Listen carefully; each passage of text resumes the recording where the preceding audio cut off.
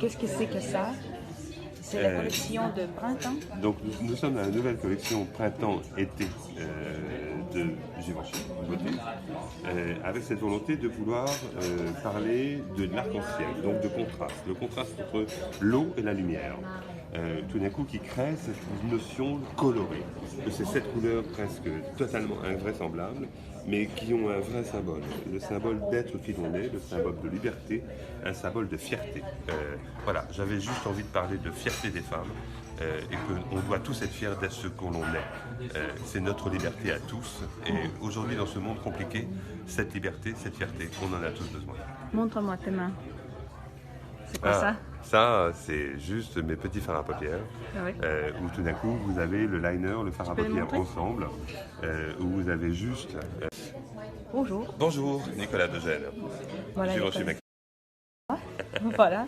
Et maintenant, est-ce que tu peux expliquer qu'est-ce que c'est que... Alors, voilà ma nouvelle ligne. Elle s'appelle le Rose Perfecto. Le rose, pourquoi? Parce que le rose était une des couleurs emblématiques du verre de Givenchy. Et j'avais vraiment envie de reparler non pas de rouge, mais de rose. Parce que je trouve que la couleur du rose sur les lèvres est toujours une couleur extrêmement douce.